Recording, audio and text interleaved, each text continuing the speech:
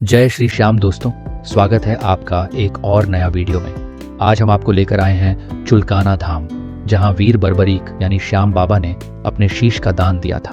और जैसा कि आप देख सकते हैं, यहाँ भी राजस्थान के तुरंत द्वार की तरह सुख शांति द्वार बनाया गया है। चुलकाना धाम हरियाणा के पानीपत शहर से लगभग 20 किलोमीटर की दूरी पर स्थित है।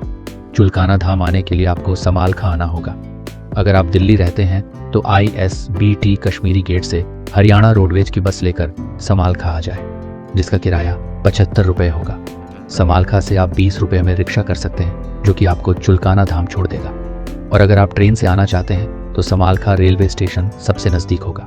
रेलवे स्टेशन से भी आपको 20 रुपये में रिक्शा मिल जाएगा। और खाटू नरेश की जय।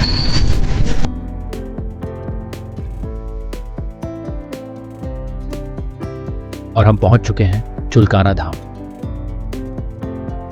यहाँ पर लिखी कुछ इंपॉर्टेंट जानकारी, जैसे मंदिर के कपाट बंद होने के बाद बाबा के दर्शन नहीं होंगे। मंदिर खुलने का समय सुबह 5 बजे से शाम 8:30 तक। मंदिर में दर्शन करते समय महिलाएं सिर पर कपड़ा जरूर रखें। अब चलते हैं मंदिर के अंदर और जानते हैं चुलकाना धाम का इतिहास।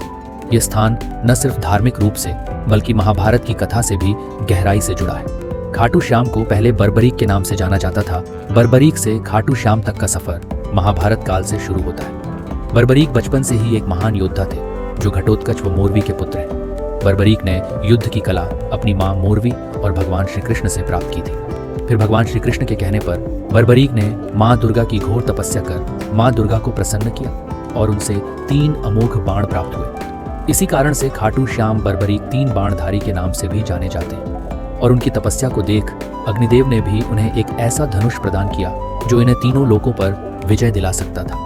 इधर महाभारत में पांडवों और कौरवों के बीच महाभारत का युद्ध चल रहा था। जैसे ही इस महाभारत के युद्ध की जानकारी बर्बरीक को मिली तो उन्होंने भी युद्ध में शामिल होने के लिए अपनी इच्छा जताई और अपनी मां से आशीर्वाद लेने के लिए गए। आशीर्वाद देते हुए बर्बरीक की मां मोरवी ने बर्बरीक से हारे हुए पक्ष का साथ देने का वचन लिया। फिर इसके बाद बर्बरीक 3 बाण और धनुष के साथ अपने नीले रंग के घोड़े पर सवार होकर कुरुक्षेत्र की तरफ निकल पड़े।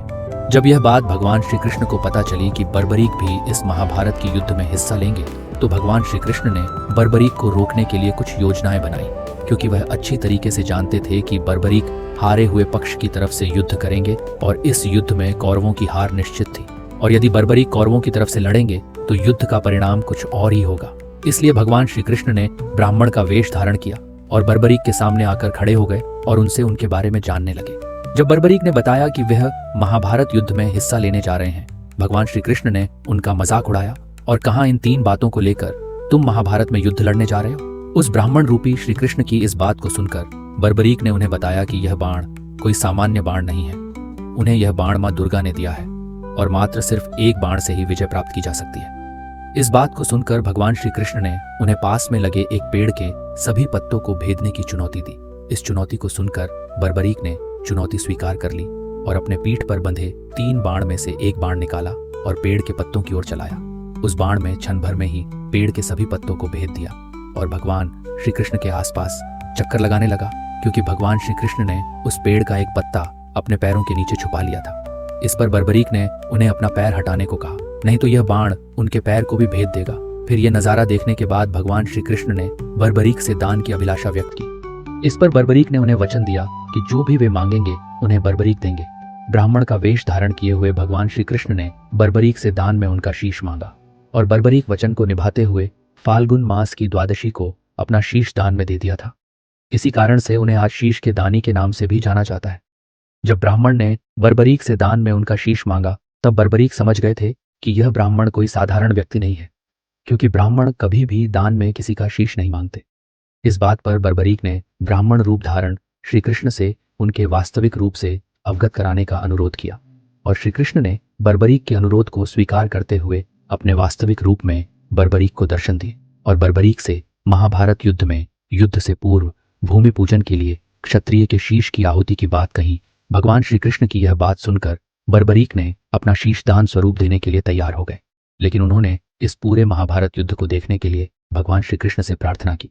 इस बात को भगवान श्री कृष्ण ने स्वीकारा और बर्बरीक के कटे हुए शीश को युद्ध भूमि के समीप एक पहाड़ी पर रख दिया। जहां से बर्बरीक ने इस पूरे महाभारत के युद्ध को देखा और भगवान श्री कृष्ण बर्बरीक के बलिदान से प्रसन्न होकर कलयुग में श्याम नाम से पूजे जाने का आशीर्वाद दिया। और भगवान श्याम का मंदिर खाटू नगर में होने के कारण वह खाटू श्याम के नाम से भी जाने जाते हैं। माना जाता है ये वही पेड़ है जिसके पत्तों को भेद दिया। तो दोस्तों, ये था चुलकाना धाम का इतिहास। उम्मीद है आपको वीडियो पसंद आया होगा। तो दोस्तों, लाइक, शेयर और सब्सक्राइब करना ना भूलें। फिर मिलेंगे एक नए सफर में। जय श्री श्याम।